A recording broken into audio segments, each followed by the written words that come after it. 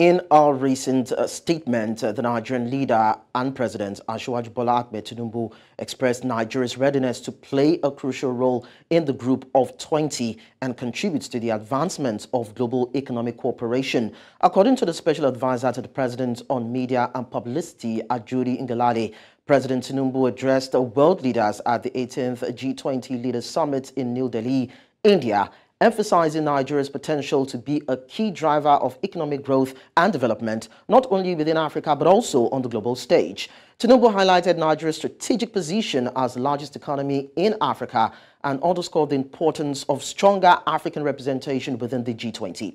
But there are mixed feelings if this push will provide an opportunity for the strengthening of ties between African countries and the world's leading economies. Joining me this morning to discuss this, I have Ikemesi Effiong, who is the head of research, SBM Intelligence from Lagos, Nigeria. Thank you so much, Ikemesi, for talking to us. Thank you for having me on your show.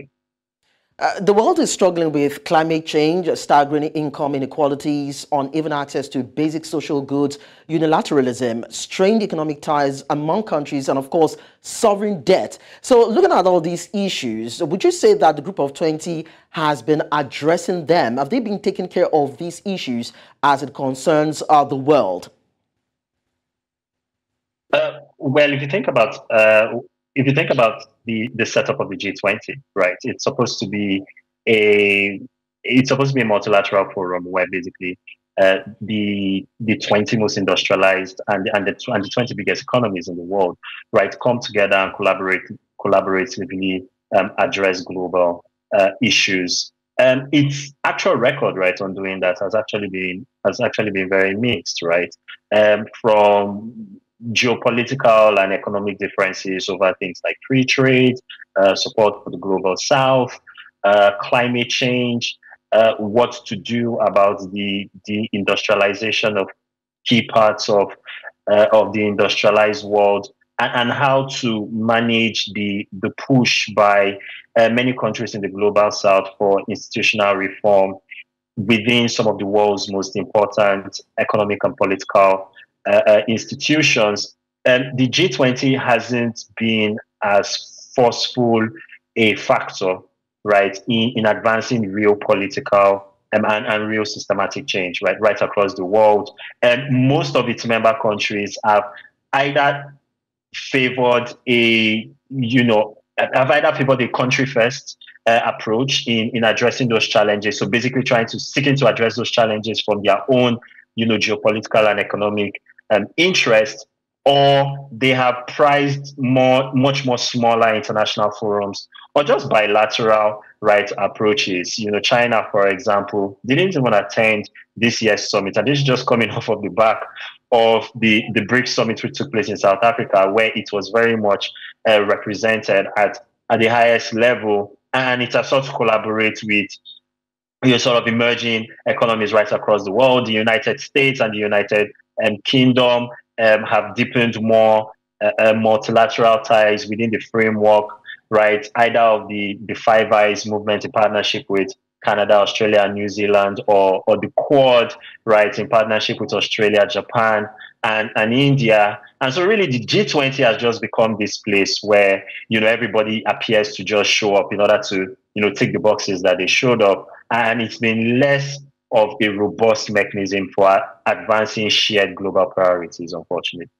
Well, if I'm going to draw from what you said, Ikemesi, it means that the G20 decisions being made actually skewed towards geopolitical interests. But now that we see that Nigeria under President Bola Tinubu is willing to join the G20, and it considered itself a vital addition to ensuring multilateral decisions are taken to address critical global concerns, what dynamics does Nigeria possess, and what can it bring to the table in terms of decisions being made, deliberations being made, and how it affects the global, the world? Well, it's actually quite interesting, really, because if Nigeria is in a stronger economic situation, certainly regionally, it would be better placed to pull its own weight in terms of being a force for global cooperation and development. The challenge, however, remains that, Nigeria is hampered by systemic, economic, political, social challenges, that it is very much a net recipient of international cooperation, unless so, a participant, right, in advancing global priorities, right? And that's unfortunately is the situation Nigeria is.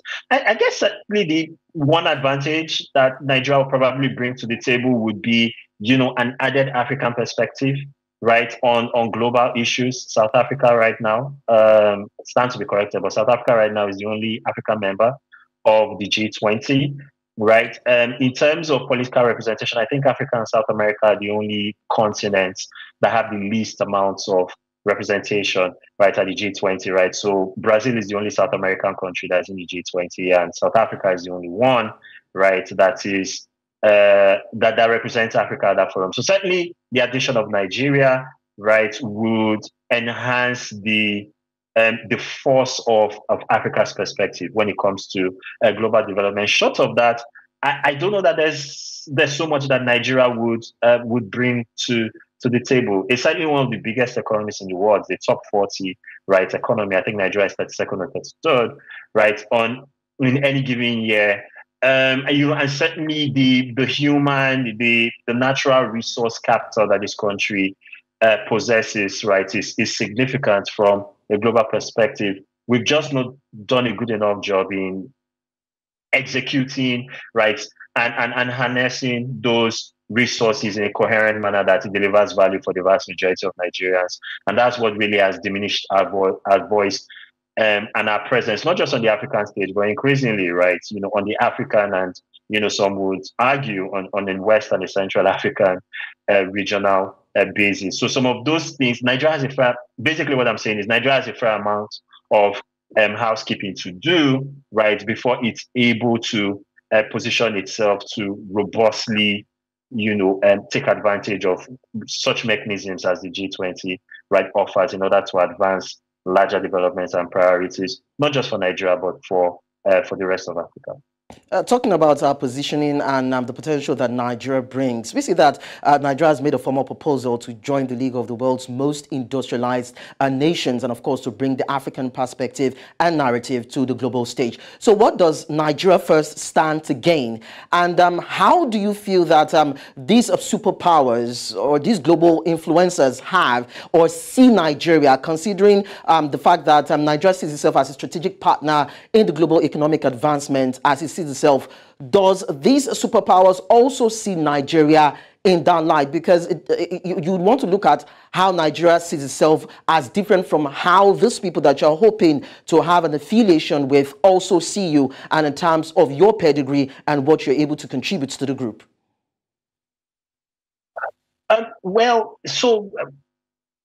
First, your question is a bit of a mouthful. Yeah, but in terms of Nigeria's former proposal, I think we have some ways to go, right, in order to convincingly make the case that we kind of belong in the G20. For one, Nigeria is not one of the most industrialized countries in the world, right? Manufacturing and industrialization in Nigeria has basically been stillborn for the better part of 2 to 3 decades. So, that would need to be sorted. But in terms of what Nigeria can gain from this, I suppose certainly being seen as a member of one of the more reputable forums for international cooperation and development would put us in a better light, right? Certainly in terms of signaling to investors that Nigeria is a fairly decent place to set up shop, to do business, and to receive economic returns from. So in that sense, I suppose the advantages to Nigeria joining the G20. However, Nigeria joining the G20, I don't think will be seen as strong a signal of Nigeria taking its economic priorities seriously, as much as a host of other things that we actually need to do domestically, in terms of passing systemic economic reform, in terms of making it easier to do business in this country, in terms of tax rationalization and having a taxation regime and framework that actually makes sense and works and is understandable, right, for the vast majority of economic actors in the country. And also in terms of fixing a perennial habit for government and state intervention and heavy-handedness in key aspects of the economy. I think those will be seen as bigger priorities. And if we begin to move on some of those line items, it will actually make a more cogent statement that Nigeria is, Nigeria should be taken seriously internationally, right? So certainly joining a club of, some of the coolest kids, right, in the global community, has its perks, but I don't think it will go far enough in terms of, it actually delivering priorities. Having said that, the president has secured commitments in New Delhi for, a state visit from people like the German Chancellor, for example, Olaf Scholz, and the South Korean president, right, has also committed to visiting Nigeria at some point, I think this year or early next year, right? And so, those visits typically, and obviously we've signed, cooperation agreements, right, with India, the host country, especially in areas of, technology and innovation, and certainly, a lot of those state visits and a lot of those formal agreements, certainly come with, companies sealing deals on the sides of those meetings and, curated and guided economic tours being taken place. But really, a lot of the work, right, will be found in sort of hammering the finer details, right? It will be in how well we do our homework in order to harness, right, all of these agreements and all of this goodwill that certainly come out of this trip. And I think the final point I should mention is that, right, within the first 6 months of President Tinubu's predecessor, President Buhari, coming into office in 2015, Nigeria was invited to either the G20 or the G7 summit, right, which was hosted by Germany, right? Angela Merkel invited Nigeria, right? And, there were deals that were signed, there were statements that were made, there were commitments that were also agreed upon during that. But if the record of the last 8 years, right, is anything to go by, then it certainly illustrates the point that, signing agreements and saying the right things is the easy part. Actually doing the homework and ensuring that, favorable and desirable outcomes are actually achieved on the ground post all of these international summits is really where, the hard work lies. I'm quite interested in the part where you talked about what had transpired before this administration came on board, looking at agreements and deals and commitments and pledges being made, but then we did not see any conclusive outcome by the past administration of former President Muhammadu Buhari. But then when we look at this current administration since its inception, we see a Nigerian president that is trying as much as possible to exert efforts in diversifying the economy, looking at how to strengthen the economy and the critical sectors of the economy, talk about agriculture, the manufacturing, the technological space and all that. So when we look at what this particular administration has been doing since it came on board, don't you think that would put it in a better stead to actually see other investors act as a potential partner whereby they can also contribute and partner with this current administration to see that the lustrous ideals and plans of this government is achieved in tandem with what the global plans are for the global world and of course for Africa? So yes, I mean, a lot of these movements, right, are certainly important. Some of the earliest moves that this administration has made, right, have generally been in the right direction. The thinking or it is illustrative of thinking that is headed in the right direction. The thing, though, is there are important priorities in terms of reform that need to back up some of these initial movements in order for investors, right, to see those as really concrete signals that now is the time to invest in Nigeria, right?